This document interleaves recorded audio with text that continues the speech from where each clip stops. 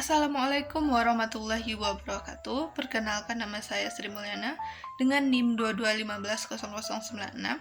Pada kesempatan kali ini saya akan membuat sebuah video tentang arbitrase, yang mana ini adalah sebuah tugas dari mata kuliah ADR. Pengertian arbitrase. Arbitrase berasal dari bahasa arbitrare, yaitu bahasa Latin, yang artinya kekuasaan untuk memutuskan sesuatu berdasarkan kebijaksanaan. Menurut Erzsébet, arbitrase merupakan penyelesaian atau pemutusan sengketa oleh wasit. Berdasarkan kesepakatan mereka akan tunduk dan menaati semua proses atau keputusan yang ditentukan oleh wasit yang mereka pilih sendiri.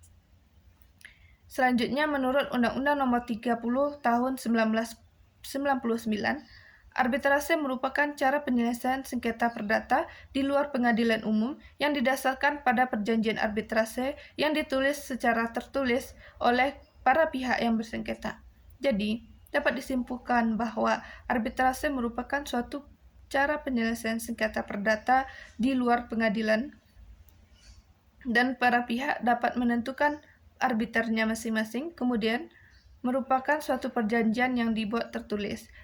Unsur-unsur arbitrase. Yang pertama, adanya kesepakatan para pihak untuk menyerahkan penyelesaian sengketa kepada pihak ketiga, yaitu melalui jalur non-litigasi. Para pihak bersepakat untuk menyelesaikan permasalahan dari sengketanya dengan adanya pihak ketiga dan dilakukan di luar pengadilan.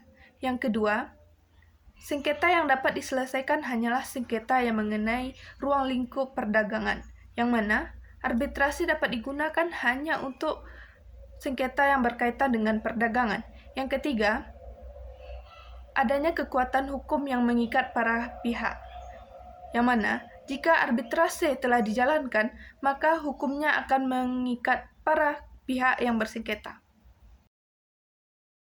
Tujuan dan asas-asas hukum arbitrase.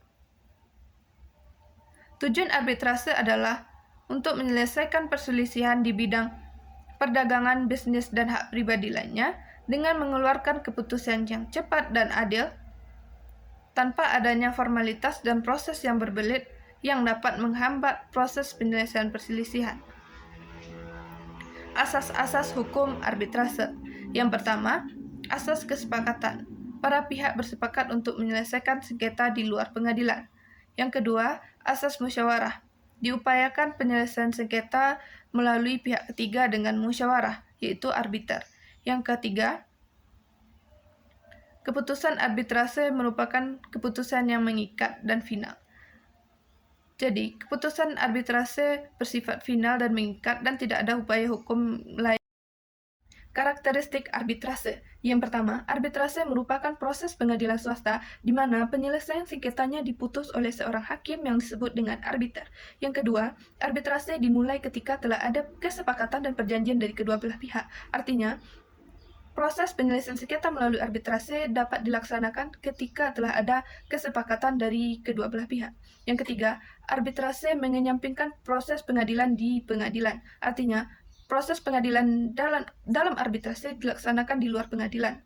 Yang keempat, para pihak berhak untuk menentukan masing-masing para arbiter mereka. Yang kelima, sama halnya dengan proses peradilan di pengadilan, arbitrase merupakan suatu putusan yang dapat mengikat para pihak. Selanjutnya, prosedur arbitrase. Yang pertama, kesepakatan penyelesaian sengketa melalui arbitrase.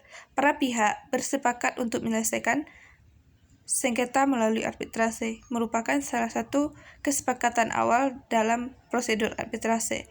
Yang kedua, pendaftaran dan permohonan arbitrase. Para pihak melakukan pendaftaran dan permohonan kepada pihak arbitrase. Yang ketiga, menunjukkan arbiter. Yang keempat, tanggapan termohon dan tuntutan balik. Yang kelima, sidang pemeriksaan. Yang keenam, putusan arbitrase. Setelah dilakukan sidang, maka muncullah putusan dari arbitrase. Kelebihan arbitrase. Yang pertama, sengketa akan diputus oleh pihak yang netral, karena para pihaklah yang akan menentukan arbiternya masing-masing. Yang kedua, hukum acara yang dipakai akan fleksibel.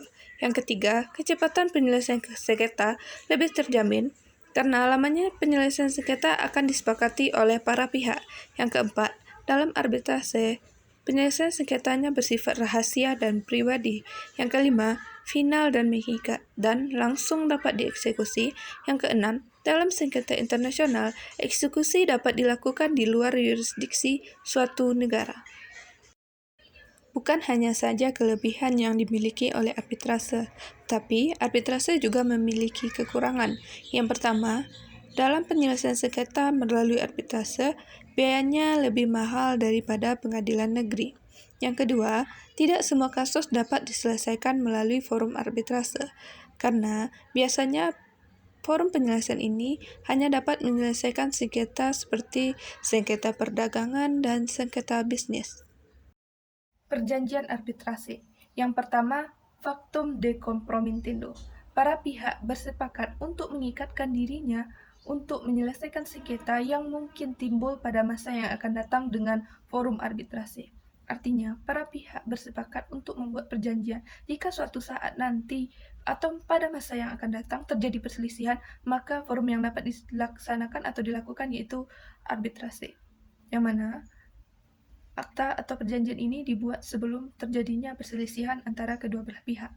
Kemudian juga dijelaskan di dalam pasal 7 Undang-Undang Nomor 30 Tahun 1999. Yang kedua, akta kompromis, yang mana akta ini dibuat oleh para pihak untuk menyelesaikan sengketa melalui jalur arbitrase.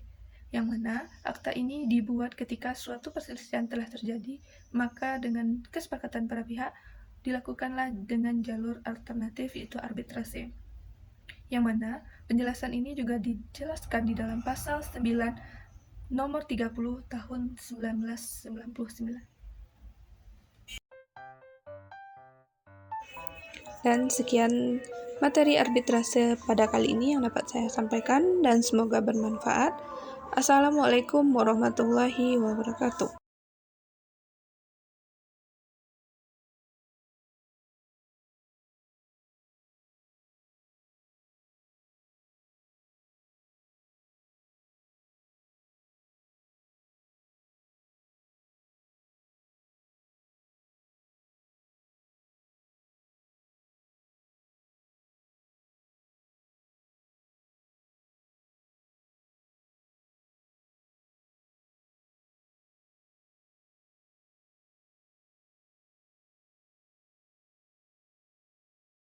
Dan sekianlah materi arbitrase pada kali ini yang dapat saya sampaikan. Mohon maaf atas segala kekurangan. Semoga dapat bermanfaat. Assalamualaikum warahmatullahi wabarakatuh.